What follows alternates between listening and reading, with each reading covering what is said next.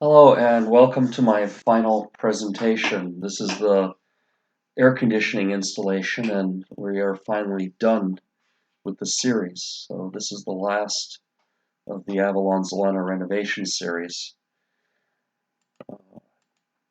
So this is the project plan as it stands.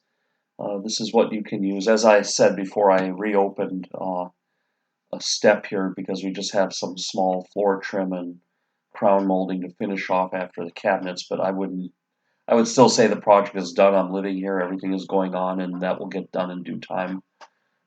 Renovation projects, they're always like that. There's always a little bit things, small things that have to get done over time or rework. So anyway, no problem. But this is a project plan you can probably use for any apartment renovation. You know, if you're going to be doing a tear out, like buying an existing apartment and then tearing everything out, you can put that step before doing you could do the design and estimation, and then you could probably put that tear out step here in structural before you start doing everything else, the gas line adjustment. But if you're going with a new build apartment, this is pretty solid. This plan is very solid. It's very efficient. If your goal is to get moved in as quick as possible, and then you just keep working on things while you're moved in, this is the best plan. That's what I would advise because once you're living in the apartment, you can have more eye on the details, more control. It's a bit inconvenient, but this is the reality in Ukraine that you want to be as close to the project and have as much control as possible. Now, I did almost all of this remote control. I wasn't here for most of this to see what was going on at myself. A lot of this was done in my absence. After I moved in here, I saw bits and pieces, and I made some visits and just saw some things, but I didn't see it going on day to day, and it turned out quite well. So we have the right team for this, and we did what was considered impossible, a foreigner being able to finish an apartment in Ukraine, without even language skills. But that's because I found a very reliable partner to work with. So air conditioning is something you have to plan out from the very beginning. It's in the very first step. Here in step 5, the system step, and even in the design and estimation, where are you going to put it, planning the electrical system and everything like that. But it's one of the last steps to get done to actually install the unit. But the rough work, as we've seen in the previous videos, has to be thought about from the very beginning, that you're going to have an air conditioner, because it's very, very, very hard to retrofit an air conditioner after the fact. I think it would probably be very expensive. You have to redo the electrical work, and you're going to have wires hanging everywhere. It won't even look good. Or if you're going to fish it through the ceiling, it's going to be very disruptive. And I would advise, even if you're not going to get an air conditioner, to at least rough it in, at least put in the infrastructure, put in the pipes and the wires, because maybe the person buying the apartment from you would like to have it, and so it gives you a more competitive apartment in the marketplace, and you can probably demand a little bit more price as well, that you're AC ready. So what's being shown here is this is the uh, I believe the water line, because the condensation has to be pumped into the drainage, so it's not dripping off the sides. And then there's the electrical wiring that goes in the breaker box. So you can see it runs here under the ceiling support, and they've already run the electrical there in the same time that they were doing the ceilings and before even the walls were completely plastered. And the building will give you instructions on how you can place air conditioner, but this came out after people started moving in Avalon and people started putting air conditioners wherever the hell they wanted. It's too bad. It's too bad that Avalon didn't send this instruction out right from the beginning or give us air conditioner holders. The buildings that came later, they actually put air conditioner brackets in there, but this was the very first Avalon Zelena building. Uh, and it's actually not it's just one small glaring detail. Overall, the building is good. I am happy living here, but they could have done this better to be more instructional on where to put things up, because people started doing things their own way without consulting everyone else, and it doesn't look so good. There was one video by a Ukrainian guy, when he put the English subtitles, he said they look like pimples, when the air conditioners are white against this brown finish. So I hope that they can go back, the association will vote to go back and put air conditioner covers on there to, make the facade look better. But here you can see that the actual air conditioner came in, so the furniture is covered up and, they made a spot here to install it. I got a Mitsubishi air conditioner. All I know it's high end. It's got an ionizer, air filter. It's extremely efficient.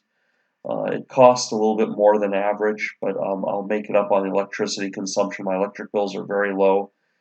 This air conditioner was the quietest one for the size on the market for this kind of apartment. You barely hear it, and it can be programmed, and it has different efficiencies.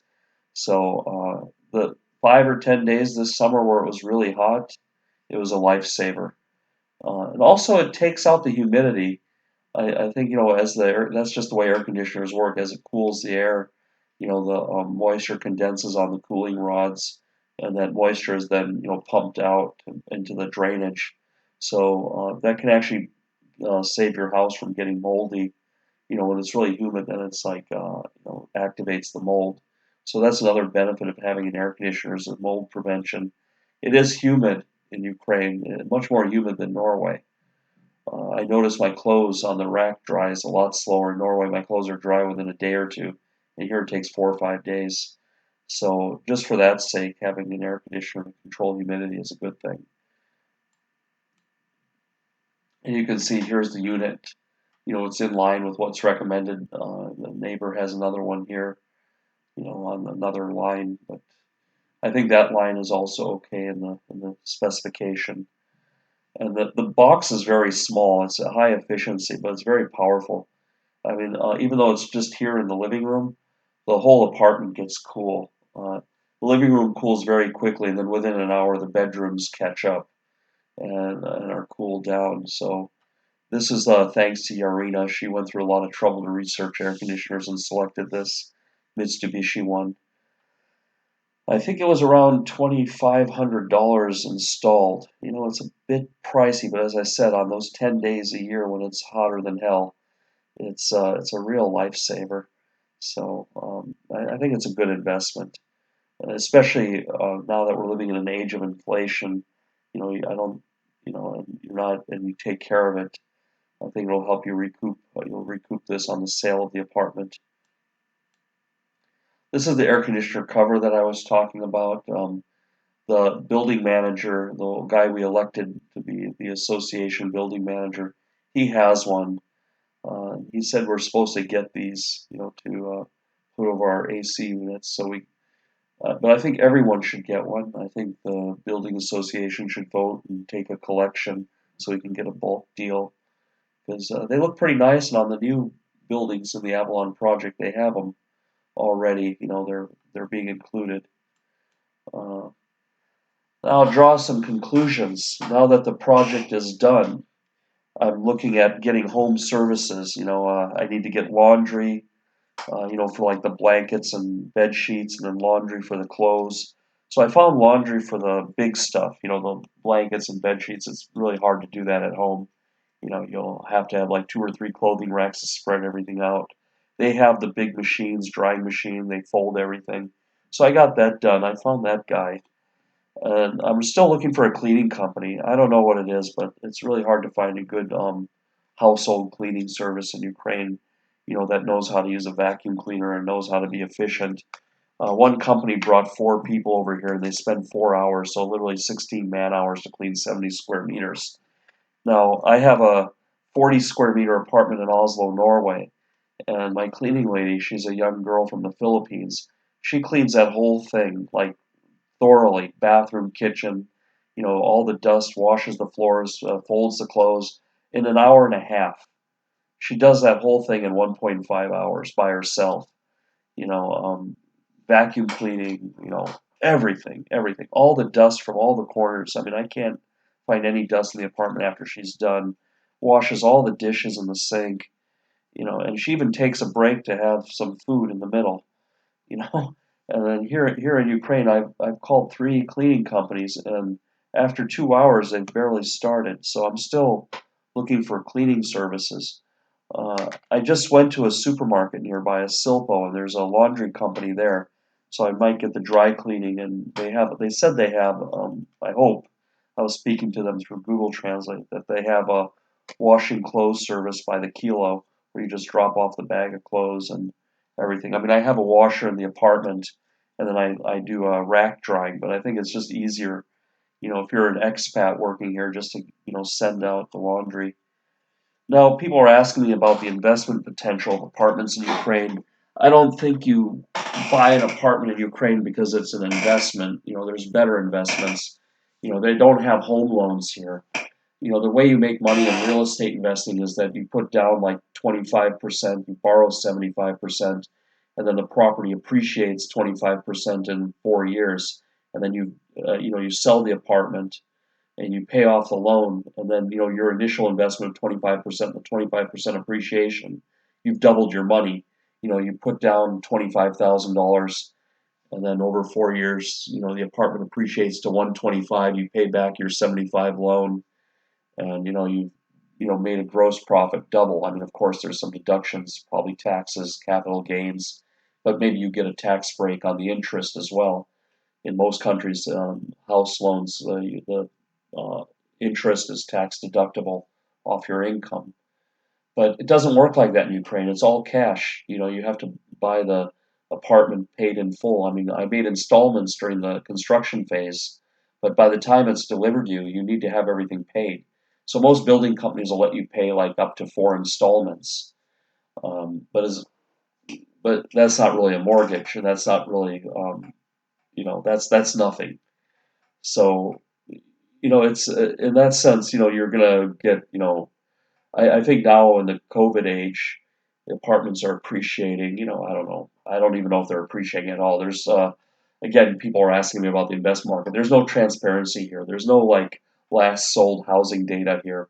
Like in Norway, you can look in Statistics Norway, or in America, you can look in MLS, and they have statistics published. What the last sales were. When they do appraisals, they have a database, so you can get an idea of like which way the housing market is moving. Here it's a crapshoot. It's just really gut instinct. So if you're coming to Lviv or anywhere in Ukraine to buy a property, it's because you want to be here and because you like it. I'm sure you'll make some money. Especially in new apartments. There is this whole Soviet housing. Old housing stock is getting worn out. It's getting moldy. It's hard to live there. All the infrastructure is broken inside, the pipes. So people have to move to new apartments. But the problem is, overall, they don't make a whole lot of money. So it's going to be like upper middle class people, husband and wife working in the IT sector, or working professional jobs, or some government official who's got a supplementary income or something like that moving in here, or someone who owns a small business. So there's not so many of those people. Your average middle class Ukrainian, it's really hard for them to get into a new construction apartment, and if they do, it's one of the smaller units. My neighbor across the street, he's got a whole family living in a 55 square meters. That's like we would never, two kids, a wife. We would never do that in a Western country. So the demand is a bit challenging here. Demand for property. So if you buy a property, if you're looking to like invest and make money, you're seriously better off doing like U.S. tech stocks or cryptocurrency or something like, or I would say American middle class American real estate if you can get the mortgage. If you are like a veteran, you can get 100% loan. So you have like an infinite return. So you can buy a house in America with no down payment, and you fix it up a little bit, and then you sell it for some profit, and you're living in it at the same time. And I think if you live in a house in America, I remember when I was living in my house in America, I had roommates. I had like a 4 bedroom house, and I had roommates covering my mortgage, and I was putting my salary into the renovation. So I bought that house for 135,000, and sold it for 400 after like 10 years. And I didn't even have to pay capital gains tax because of some rule that it was like my first house or something like that.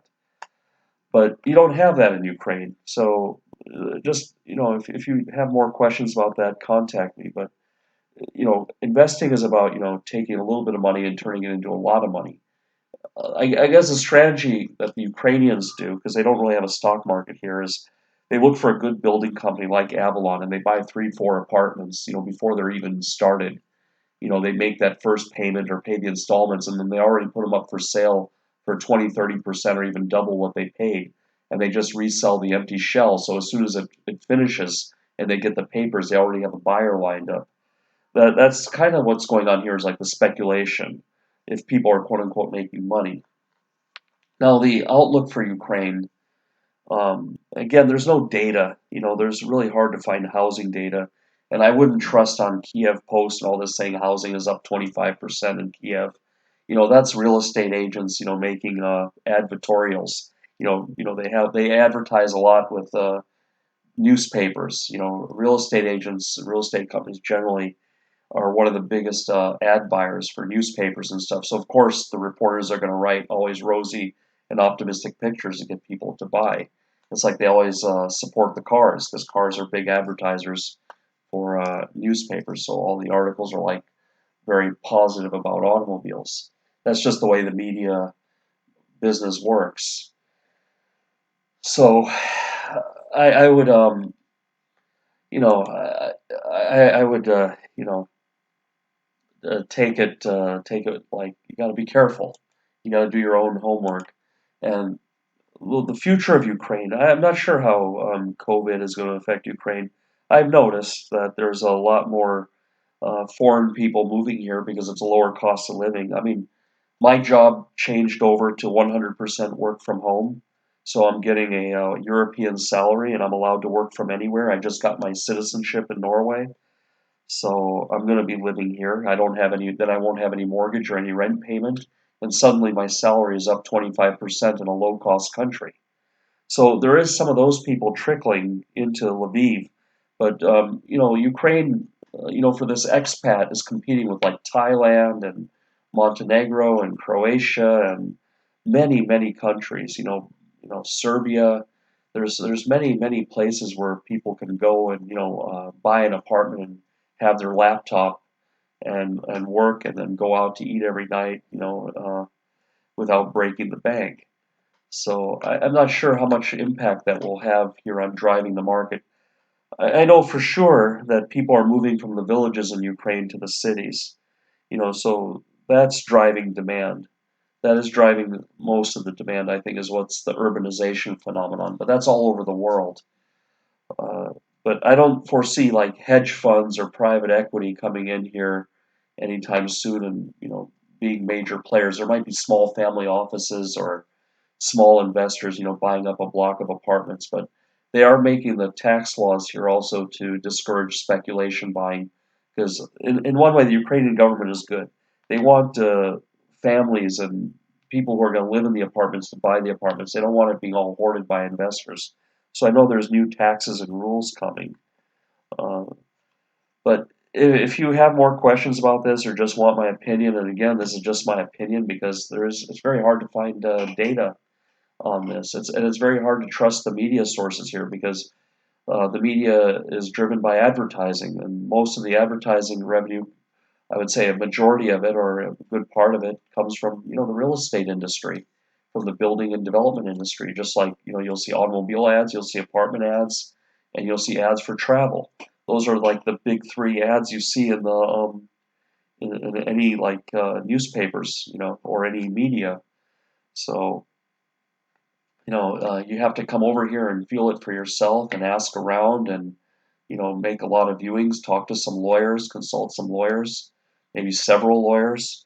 I talked to two different lawyers, to get information on the market, to get some feel when I came here. But yeah, that's all I have. I can say this project turned out really good. I'm living here. I've been living here now for 8 months. I'm really happy. I look forward to getting my temporary resident permits. I don't have to go back and forth, on these tourist visa restrictions.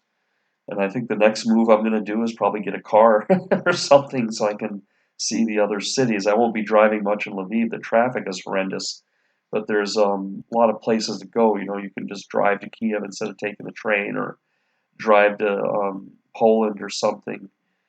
Just to go to shopping or something like that. I don't know, but. That's another big topic by itself, is owning an automobile in Ukraine. There's a lot of tax and registration there, so maybe I'll stick to the Uber. But yeah, so drop me a line, and really happy that if you've seen all these videos, I hope you learned something and you know how to do your projects in the right sequence, and know what to look for and learn from some of my mistakes. So have a good time, and look forward to hearing from you.